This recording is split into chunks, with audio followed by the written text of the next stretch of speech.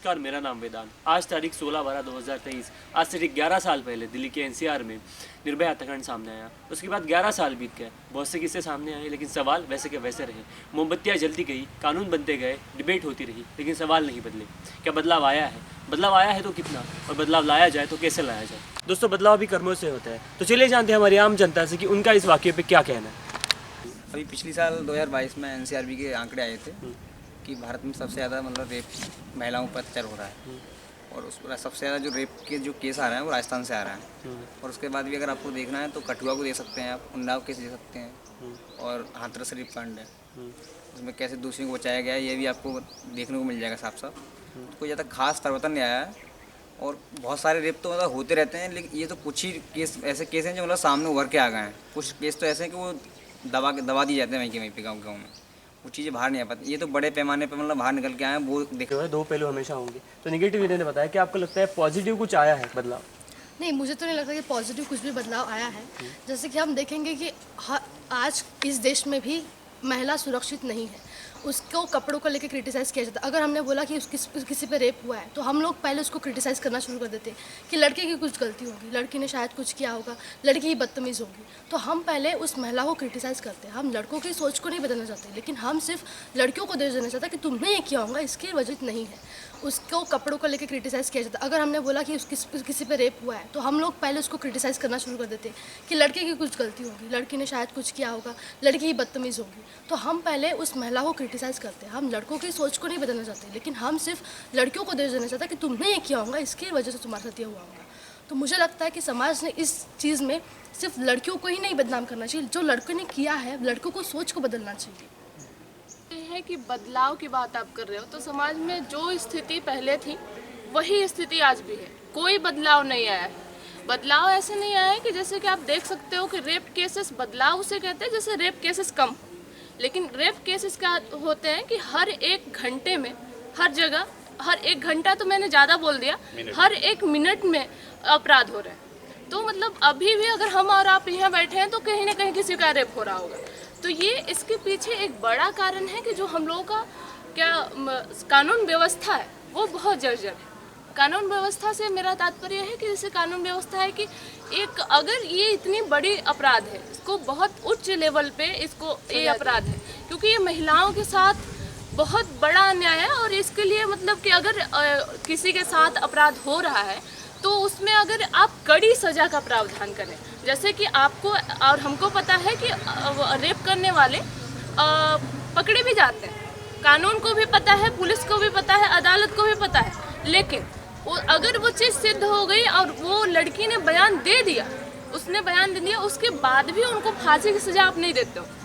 India में देखोगे फांसी की सज़ा आप इतिहास मतलब आप पूरा हिस्ट्री उठा के देख लो, फांसी की सज़ा बहुत कम लोगों को मिलती है। एक केस मैं बताऊंगी कि एक सत्यमेव जयते आता था कार्यक्रम, उसमें एक लेडी आई थी और उनका रेप जो हुआ था वो 14 वर्ष की उम्र में हुआ उनका रेप। उसके बाद क्या हुआ, वो 99 या फिर 94 एज की हो गई, तब जाके उनको उनके रेप के लिए सज़ा का प्रावधान आया कि नहीं ये इसको फांसी की मिलेगी। अब बताओ कि अगर 14 साल की बच्ची ने रेप जैसा जघन्य अपराध को झेला, उसके बाद क्या कहते हैं उसको मिलता है कि वो 99 या फिर 94 ईयर्स की हो गई, तब उसको अगर क्या कहते हैं कि वो क्या बोलते हैं न्याय मिल रहा है, तो उसका क्या मतलब है? उसने अपनी पूरी एक लाइफ उस दर्द में, पीड़ा में हर रोज वो सोती होगी, तो ये सोचती होगी कि आखिर इस क्या कहते हैं कि ये पीड़ा का इसका कब अंत होगा, कब उससे न्याय मिलेगा उसका। मतलब ऐसे केसेस है। और एक बारी का केस ऐसा है कि मतलब मैं एक कह सकती हूँ जैसे कि ये रेप केसेस में नहीं है, ये हर एक क्षेत्र में किसी ने मर्डर कर दिया, किसी का मर्डर करने के बाद क्या होता है कि मर्डर हो गया और दो महीने मैक्सिमम वो रहता है जेल में, बाहर निकल के घूम रहा है बेल लेके। वो जो इंसान मरा उसका कोई वैल्यू नहीं है, उसके परिवार वाले उस इंसान के मरने का अलग दुख झेलते हैं, प्लस वो अदालत जाते हैं उसके अलग खर्च उठाते हैं, लेकिन क्या होता है लास्ट में कि वो बरी हो जाते हैं। तो ये अपनी व्यवस्था है। और रेप केसेस की बात है तो वो ना पहले कम हुई ना अब कम हुई। अगर ये इसी प्रकार की रहेगी अपनी कानून व्यवस्था तो कुछ बदलाव नहीं होगा। ये जो सीधे अगर आप अपराधी को पकड़ लेते हैं, 2-4 अपराधियों को अगर आप फांसी की सजा देते हैं, तब उन्हें पता चलेगा, अगला इंसान करने से पहले सोचेगा कि क्यों अन्य देशों में नहीं होता है, क्योंकि वहाँ सजा का प्रावधान तगड़ा कानून।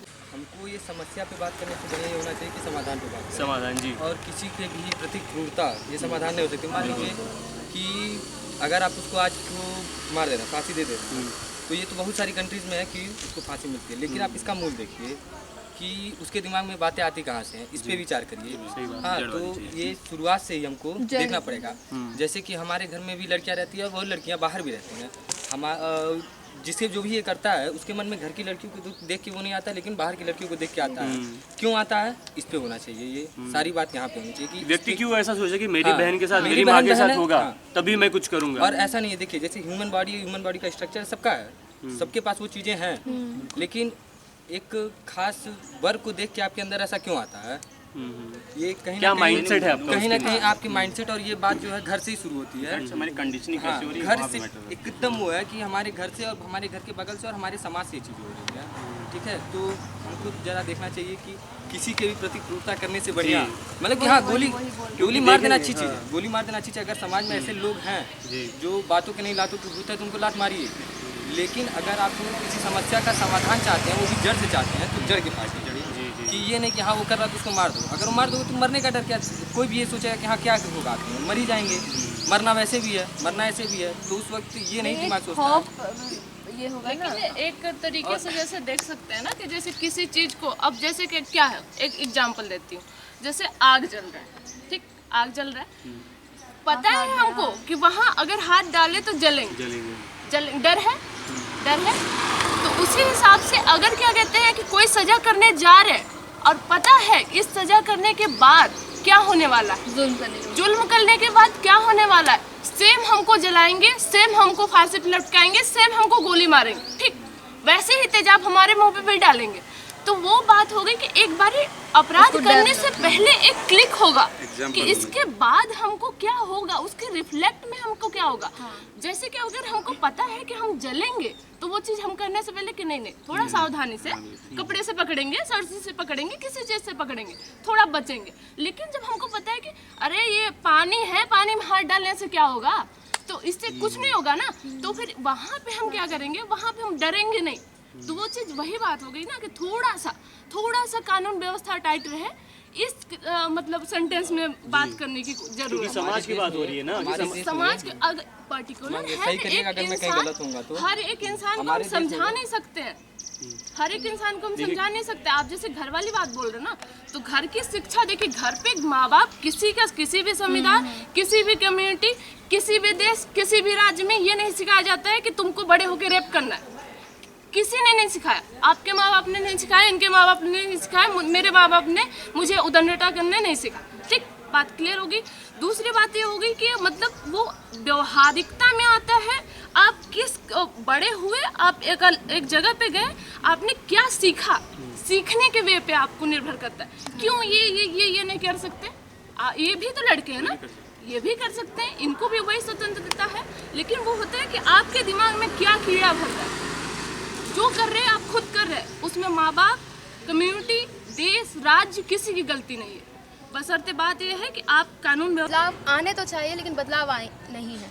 अगर हम देखें तो हम कहीं भी नहीं देखेंगे कि लड़कियां अब सुरक्षित हो गई हैं या उन अपराधियों को सज़ा मिल गई तो लड़कियां सुरक्षित हो गई हैं। बदलाव कहीं नहीं आया है, उल्टा दिन पर दिन अपराध बढ़ते जा रहे हैं। तो ये तो नहीं कह सकते कि 10 साल हो गए हैं, उस जो केस हुआ था उसे 10 साल हो गए हैं और सज़ा मिले इतने साल हो गए, लेकिन बदलाव आया, तो बदलाव नहीं आया है।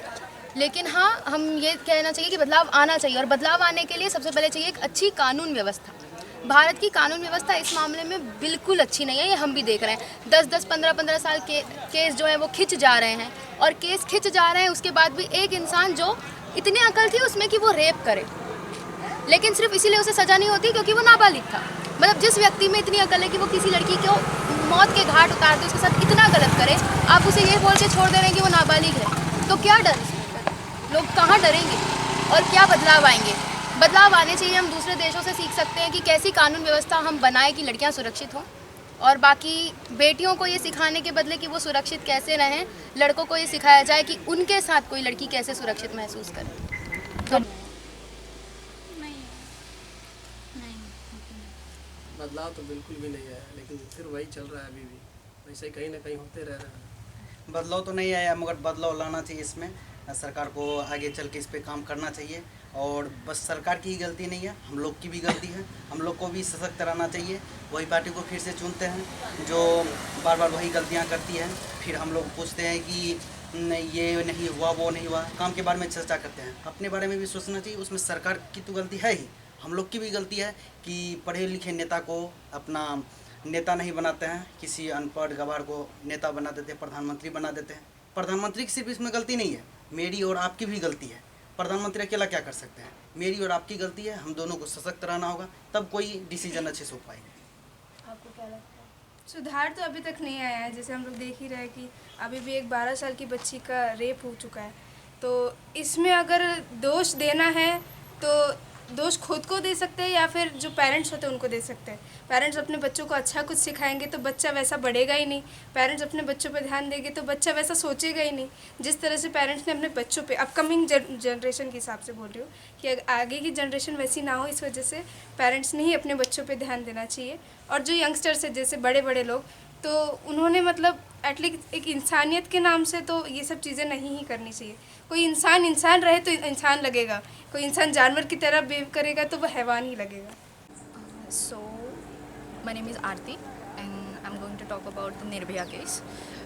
Actually, निर्भया केस जो हुआ था उसके बाद देश में ऐसे कई लोगों को लगता है कि बदलाव आया है, बट द थिंग इज़ कि कई जगहों पे आज भी सेम उसी प्रकार से प्रॉब्लम्स क्रिएट होते हैं। लड़कियों को आज भी डरते डराते ही जाना पड़ता है just because of this kind of cases. And कहीं ना कहीं ऐसे लगता है कि घर में जो संस्कार दिए जाते हैं, चाहे बेटे हो बड़े हो, तो उनको बस यही बताना चाहिए कि लड़कियों की रिस्पेक्ट करें जैसे आप अपनी मदर और सिस्टर की करते हैं। लोगों में थोड़ा थोड़ा डर भी बैठा है कि ऐसा नहीं करना चाहिए। और जिस हैवानियत के साथ उस लड़की के साथ किया गया था, बहुत ज़्यादा हैवानियत हुई थी, और उसकी वजह से जो भी उनको सज़ा हुई, फांसी वासी हुई है, तो काफ़ी इम्प्रूवमेंट आया है। उसके बाद से लोगों के मन में डर भी बैठा है और ऐसी चीज़ें जहाँ तक देखा जाए थोड़ा कम भी हुआ है। मुझे नहीं लगता कि कम हुआ है, क्योंकि उसके बाद निर्भया कांड के कुछ दिनों के बाद ही दिल्ली का वो कांड हुआ था जिसमें एक लड़की को फ्रीज में काट के रखा गया था, और उसके बाद में बिहार में भी हुआ था बस 1 महीने के बाद ही। तो मुझे नहीं लगता कि कम हुआ है। मुझे भी कुछ ज़्यादा इम्प्रूवमेंट तो नहीं लग रहा है, लेकिन थोड़ा थोड़ा हुआ है। लोगों के अंदर थोड़ा डर तो है कि सज़ा मिलती है, भले ही 10 साल बाद मिले, 14 साल बाद मिले, लेकिन अच्छी बात है कि मिली उसकी सज़ा निर्भया कांड के बाद। तो उसके बाद भी फिर जो चीज़ें हुई हैं, मतलब वो चीज़ें तो अभी भी चल ही रही हैं। तो ऐसा नहीं बोल सकते कि बहुत बदलाव हो गया है, लेकिन धीरे धीरे बदलाव हो सकता है। निर्भया वाला जो कांड हुआ था उसके बाद कानून व्यवस्था जो है उसमें शिकस्त तो कसी गई है। जब अभी फ़िलहाल जब उसका रिज़ल्ट लगा उसके बाद ये सामान्य तौर पे बाहर आया कि कानून व्यवस्था अच्छी हो रही है। और अभी फ़िलहाल जो है केसेस ख़त्म हुए ऐसा नहीं है, कम हुआ है। और अगर कहीं ना कहीं हर प्रदेश में बेटियां फ़िलहाल अच्छे से घूम पा रही है, मध्य प्रदेश में हो चाहे उत्तर प्रदेश में हो, तो राजस्थान में थोड़ी सी मुश्किलें हैं। और इसी के साथ अगर एक चीज़ हमने देखनी चाहिए कि इन चीज़ों का फ़ायदा भी उठाया जा रहा है। सिर्फ पुरुष विमर्श या स्त्री विमर्श हम लोगों ने एक जगह नहीं लेना चाहिए। स्त्री विमर्श के बाद जो एक नया कंसेप्ट आ रहा है फेमिनिज़म और फेक फेमिनिज़म, तो ये चीज़ बहुत गलत है। अगर तुम निर्भया और किसी भी पीड़ित बेटी के आड़ में आके तुम अपना फेक फेमिनिज़म अगर पुरुषों पे थोप रहे हो तो वो गलत है। धन्यवाद। काफ़ी हद तक सुधार हुआ है, क्योंकि पहले ऐसा था कि लड़कियां बाहर निकलने से भी डरती थी, पर अभी निकल के बाहर जाके पढ़ाई कर रही है, जॉब भी कर रही है, हर चीज़ और हर फील्ड में वो आगे बढ़ रही है, चाहे वो साइंस का क्षेत्र हो या फिर मतलब किसी का भी हो। तो घर वाले भी उतने जागरूक बन रहे हैं कि वो बेटियों को एजुकेट कर रहे हैं ताकि इन सब चीज़ों से वो बची रहे। और लड़के भी बहुत मतलब कि इन सब चीज़ों में अवेयर हो रहा है कि हाँ कि हमें रिस्पेक्ट करनी चाहिए लड़कियों की। और जैसे उन्होंने बोला कि फेक फेमिनिज़म, तो सच में बहुत सारे लोग ऐसे भी हैं जो लड़कियां, इवन लड़कियां खुद, कि वो ऐसा उनका रहता है कि वो अगर कुछ हुआ, अगर उनसे कुछ उनसे बात है तो वो वुमेन कार्ड प्ले करना ज़्यादा वो करती हैं कि हाँ हम ऐसा कर देंगे तो ये उस चीज़ से बच नहीं सकता है। तो इसमें लड़की और बस इसमें लड़कों की गलती नहीं है, लड़के लड़कियों दोनों को ये चीज़ वो करना चाहिए कि बदलाव तो आया है। उसके बाद में भी बहुत सारे मतलब हत्याकांड हुए हैं जिसमें रेप करके महिलाओं को मारा गया है। आप और एक उठा के देख सकते हो कि तेलंगाना में किसी डॉक्टर के साथ हुआ था, उसके बाद वहाँ की पुलिस ने एक डायरेक्ट एक्शन ली थी कि मतलब कानून के झमेले में पड़ी थी, कोर्ट के झमेले में पड़ी थी। जो वहाँ के कमिश्नर थे उन्होंने सीधा मतलब उसको शूट का ऑर्डर दे दिए थे, उसको शूट कर दिए थे। उसके बाद में देश की जनता भी जागरूक होने लगी, क्योंकि निर्भया हत्याकांड एक ऐसा हत्याकांड था जिसने मतलब सारे देश के लोगों को झकझोर कर रख दिया था। उसके बाद में भी बहुत सारे कांड होते गए, लेकिन देश की जो कानून व्यवस्था थी, जो देश का पुलिस प्रशासन था, कुछ सरकार आने के बाद में बोलते ना कि मतलब डर बैठ जाता है, तो वैसा हुआ देश में। उसके बाद से मतलब लेकिन उस कांड ने ऐसा काम किया कि देश की जो लोगों की आत्मा मरी हुई थी वो जगा दी गई। तो एक लड़की शहीद होगी, अब मैं उनको शहीद ही बोलूँगा, लेकिन उस वजह से देश के लोगों की जो आत्मा मरी थी वो आत्मा जागी और मतलब उसमें मतलब गिरावट दिन ब दिन आती गई। लेकिन ऐसा भी नहीं बोल सकते कि देश में मतलब पूरी तरह से ये सब बैन हुआ है या मतलब बंद हो गया है। मतलब पूरी तरह से बदलाव नहीं आया, बदलाव आया है। बदलाव आया है 60% समझ लीजिए, 70% समझ लीजिए, लेकिन पूरी तरीके से आज भी भारतीय समाज में वो बदलाव नहीं आया है। ठीक है, आपका क्या विचार है भाई? वर्तमान समय में ऐसे में निर्भया रेप केस के बाद तो सुधार तो हुए हैं, लेकिन आशानुरूप नहीं हुए हैं। उसके बाद उन्नाव रेप केस को देखा जा सकता है, जहाँ पे मतलब कि जिसने पूरे देश को प्रभावित किया था और आज भी उसकी मतलब कि उसका जांच और अनुसंधान में इतनी देरी हो रही है ना, जिसका लोगों का मनोबल बढ़ा हुआ है। हमें सबसे पहले इस जांच और अनुसंधान में और सज़ा की प्रक्रिया में थोड़ा सा बदलाव करना होगा, थोड़ा सा तेजी लानी होगी, ताकि लोगों में डर पैदा हो कि हमारे पास बचने के मौके नहीं है, हमको अगर हम करेंगे तो हमारा अंजाम। उसके बारे में आप सुने होंगे। उसमें एक्चुअली वो क्या है कि अगर हमको कोई प्रॉब्लम होता है तो हम उनको कांटेक्ट कर सकते हैं। और इसी तरह जैसे दिल्ली वगैरह में अब DTC वगैरह चालू हुए, फ्री में है और काफ़ी ज़्यादा उसमें पुलिस का अट्रैक्शन रहता है। लोग अवेयर हो गए हैं चीज़ों से लेके कि कुछ गलत हो रहा है तो उसके अकॉर्डिंगली वो काम करते हैं। जैसे आपको क्या लगता है? हाँ, मतलब हमारे कॉलेज में भी बताया जाता था और हमने ऐसे खुद उनसे मुलाकात भी की है, दामिनी पदक वाले जो भी मैम थी। मतलब ओवरऑल बदलाव तो आया है, थोड़ा बहुत बदलाव आया है जी। और वो अपनी ओर से पूरे प्रयत्न करते हैं कि लड़कियों को कैसे सेफ रखना है और उनकी हेल्प करती है। Thank you so much. दोस्तों देखिए, इस तरह वीडियो का जो है अंत हो गया और बहुत से लोगों का मत हमने लिया। बहुत से लोगों का कहना था कि बहुत से लोगों ने निगेटिव वे में भी बात की है और बहुत से लोगों ने पॉजिटिव भी किया। तो मैं जानना चाहता हूँ कि पूजा जी का क्या कहना है इस पर। जैसे कि हमने इतने लोगों से वार्तालाप किया, ठीक है, तो उससे मुझे यही निष्कर्ष आता है कि बदलाव हुए हैं, लेकिन बहुत निम्न कोटि के बदलाव हुए हैं जो समाज में दिख नहीं पा रहे हैं। अगर बड़ा मास बदलाव चाहिए तो हमें खुद में परिवर्तन लाना होगा। लड़कियों को देखने का नज़रिया बदलना होगा, लड़कों को लड़कियों के साथ घुल मिल के रहना होगा। ये बात भी हमें सामने आई है। बहुत लोगों ने ये भी कहा है कि लोग आपस में मिलते नहीं हैं, लड़कियों को अलग बांट दिया जाता है। ये बहुत बड़ी बात थी मेरे हिसाब से। जी, मुझे तो लगता है कि बदलाव जो है वो बस सोशल मीडिया और टीवी तक रह गया और लोगों को बस लाइक्स और फॉलो के लिए ही बदलाव लाना चाहते हैं और अपनी अच्छी चीज़ें जो बताना चाहते हैं। कैमरा के सामने लोग अलग बात करते हैं और बाद में उनका जो बिहेवियर है वो अलग होता है। तो मुझे लगता है जितना ज़्यादा स्त्रियों को पुरुषों से दूर रखा जाएगा ना, उतना ज़्यादा ये चीज़ें होती जाएंगी। क्योंकि पुरुषों को स्त्रियों की फीलिंग्स के बारे में नहीं पता, उनके भावों के बारे में नहीं पता, उनका क्या मूड है इनके बारे में नहीं जान सकते। जिसमें भाव नहीं और वो खिलौना है, इस वजह से पुरुष जो है स्त्रियों को खिलौना समझने लगे, जो ऐसे क्रिमिनल माइंडसेट के पुरुष होते हैं। तो मुझे लगता है कि जितना पुरुष और स्त्री एक साथ रहेंगे, ऐसे कहते हैं ना एक चक्के के दो पहिए हैं, तो उसी तरह से आगे बढ़ सकते हैं, ऐसा मुझे लगता है। हाँ बिल्कुल बिल्कुल, परिवर्तन के लिए सबको साथ आना पड़ेगा। ऐसे मीडिया बोलते रहेंगे, हम न्यूज़ बनाते रहेंगे या फिर कोई वीडियोस बनाता रहेगा, उससे परिवर्तन नहीं आएगा। सोच जब तक नहीं बदलने वाली, परिवर्तन नहीं आने वाला।